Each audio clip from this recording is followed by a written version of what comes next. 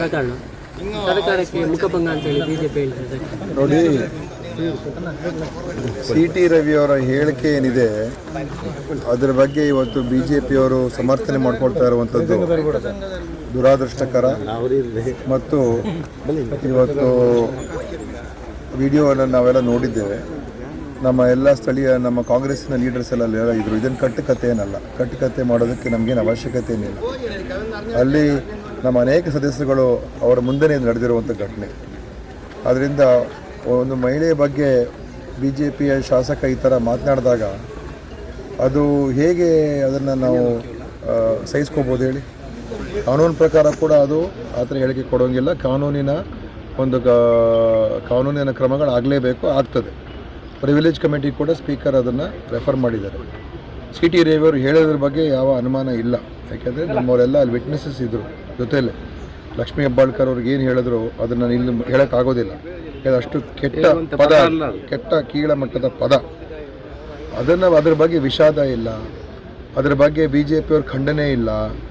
ಒಂದು ಮಹಿಳೆ ಬಗ್ಗೆ ಇವರು ಕೇವಲ ಮಾತುಗೋಸ್ಕರ ನೀವು ದೇವರು ಧರ್ಮ ಅಂತ ಹೇಳ್ಕೊಳ್ಳುವಂಥವ್ರು ಭಾರತ್ ಮಾತಾ ಕಿ ಜಯ ಅಂತ ಮಾತೆ ಅಂತ ಹೇಳ್ತಾರಲ್ಲ, ಮತ್ತು ಈ ಥರ ನೀವು ಮಾತೆ ಅವ್ರ ಬಗ್ಗೆ ಮಾತಾಡುವಂಥದ್ದು. ಅದರ ಬಗ್ಗೆ ಅವ್ರು ಮೊದಲು ಪ್ರತಿಕ್ರಿಯೆ ಕೊಡಲಿ.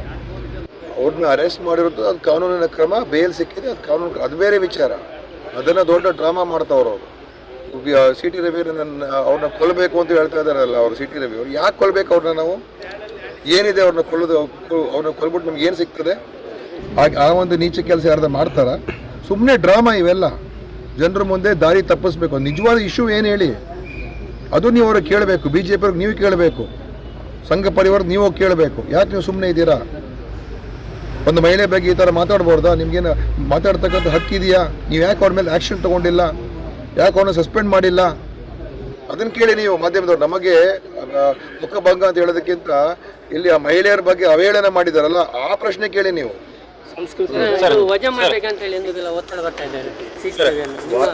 ಅದೇ ಹೇಳಿದ್ನಲ್ಲ, ಮೊದಲು ಅವ್ರ ಮೇಲೆ ಕ್ರಮ ತಗೊಳ್ಳಿ ಅಂತ ಹೇಳಿದ್ನಲ್ಲ. ಏನಾದರೂ ಕ್ರಮ ತಗೊಳ್ಳಿ, ಅದನ್ನು ಖಂಡಿಸ್ಲಿ. CT ರವಿಯವ್ರ ಕ್ಷಮಾಪಣೆ ಕೇಳಲಿ. ನನ್ನ ವಿಷಯ ಏನೋ ಒಂದು ಗೊತ್ತಿಲ್ಲದೆ ಆದರೂ ಹೇಳಿದೆ ಅಂತ ಏನಾದರೂ ಹೇಳಲಿ ಅವರು. ಅದು ಬಿಟ್ಬಿಟ್ಟು ನಾನು ಹೇಳೇ ಇಲ್ಲ ಅಂತ ಸುಳ್ಳು ಹೇಳ್ತಾರಲ್ಲ. ಸರ್, ಈಗ ದಕ್ಷಿಣ ಕನ್ನಡದಲ್ಲಿ ಈಗ ಬರ್ತಾ ಇರುವಂಥ 400 kV ವಿದ್ಯುತ್ ಲೈನ್ ಬಗ್ಗೆ ತಮ್ಮ ಬಗ್ಗೆ ಕೊಟ್ಟಿದ್ದಾರೆ. ಇದು ಒಂದು ಮುಖ್ಯ ಯೋಜನೆ. ಇದನ್ನು ಯಾವ ರೀತಿ ಅನುಷ್ಠಾನ ಮಾಡಬೇಕು ಅದನ್ನು ಅಡ್ವಾನ್ಸ್ ಟೆಕ್ನಾಲಜಿ ಮಾಡಬೇಕು ಅಂತೇಳಿ ಹೈಕೋರ್ಟ್ ನಾನು ಚರ್ಚೆ ಮಾಡ್ತೀನಿ. ಹಿಂದೆ ಚರ್ಚೆ ಮಾಡಿದ್ದು ಅವರು ಕೆಲವು ಕಡೆ ಎಲ್ಲ ಹಾಕೊಂಡು ಬಂದಿದ್ದಾರೆ. ಇನ್ನೂ ಆ ಒಂದು ಪ್ರಾಜೆಕ್ಟ್ ಇಲ್ಲಿ ಎಲ್ಲೂ ಕಂಬಗಳಾಗಿಲ್ಲ, ಕೇವಲ ಒಂದು 10 ಕಂಬ ಆಗಿದೆ. 10 ಕಂಬವನ್ನು ನಾಳಿದ್ದು KDP ಮೀಟಿಂಗ್ ಇದೆ ಸೋಮವಾರ. ಸೊ ಅವ್ರನ್ನೂ ಕೂಡ ಕರೆಸ್ಬಿಟ್ಟು ನಾವೆಲ್ಲ ಕೇಳೋಣ ಏನಾಗ್ತದೆ, ಹೇಗಾಗ್ತದೆ ಕೇಳ್ತೀವಿ. ಸರ್, ಇನ್ನೊಂದು ಈಗ ಪುತ್ತೂರು ಸರ್ಕಾರಿ ಆಸ್ಪತ್ರೆಯಲ್ಲಿ ಒಂದು ಪೋಸ್ಟ್ ಮಾರ್ಟಮ್ ಬೆಳಿಗ್ಗೆಯಿಂದ ಸಂಜೆವರೆಗೆ ಕಾಯಿಸ್ತಾರೆ, ಕೆಲವಕ್ಕೆ 5,000 ಚಾರ್ಜ್ ಮಾಡ್ತಾರೆ ಅಂತ ಹೇಳುವಂಥ ಆರೋಪಗಳು ಕೇಳಿ ಬರ್ತಾ ಇದೆ. ಈಗ ಮೊನ್ನೆ ಒಂದು ಏನು ಅದರ ಬಗ್ಗೆ ಮಾತಾಡಿದ್ದಾರೆ, ಆ ವ್ಯಕ್ತಿಯ ಮೇಲೆ ಕೂಡ ಸರ್ಕಾರಿ ಅಧಿಕಾರಿಗಳು ಹೋಗಿ ಕಂಪ್ಲೇಂಟ್ ಕೊಡುವಂಥ ಕೆಲಸ ಆಗಿದೆ. ಅದ್ರ ಬಗ್ಗೆ ತಮ್ಮ ನೋಡಿ, ನನಗೆ ಅದ್ರ ಬಗ್ಗೆ ಮಾಹಿತಿ ಇಲ್ಲ. ಆದರೆ ಏನಾದರೂ ಒಂದು ಸ್ಪಷ್ಟವಾದಂಥ ಆರೋಪ ಇದ್ದರೆ ಖಂಡಿತ ನಾನು ಅದ್ರ ಬಗ್ಗೆ ವಿಚಾರಣೆ ಮಾಡ್ತೀನಿ, ಕ್ರಮ ತಗೊಳ್ತೀನಿ. ಇಂಥವ್ರಿಗೆ ಈ ಥರ ಆಗಿದೆ, ಅದು ಯಾರಿಗಾದರೂ ಅವರು ಹಣ ಕೇಳಿದ್ದಾರೆ, ಅದು ತೊಂದರೆ ಕೊಟ್ಟಿದ್ದಾರೆ ಅಂತ ಇದ್ದರೆ ಅದು ಯಾವ ಆಸ್ಪತ್ರೆ ನೀವು ಹೇಳ್ತಾರೆ? ಇದೇ ಆಸ್ಪತ್ರೆ.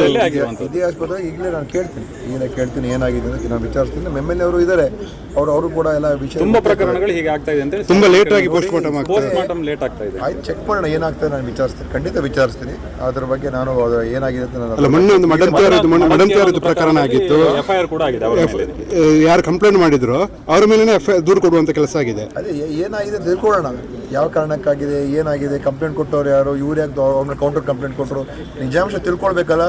ಈ ಎರಡು ಕಡೆನೂ ಕೂಡ ನಾವು ಕೇಳ್ಕೋಬೇಕು, ಏನಾಗಿದೆ ಅಂತ ತಿಳ್ಕೊಳ್ಳೋಣ. ತಪ್ಪು ಯಾರು ಮಾಡಿದ್ರೆ ಅದ್ರ ಬಗ್ಗೆ ನಾನು ಅದನ್ನು ವಿಚಾರಣೆ ಮಾಡಿಸ್ತೀನಿ. ಈಗ DH ಅವ್ರಿಗೂ ಹೇಳ್ತೀನಿ.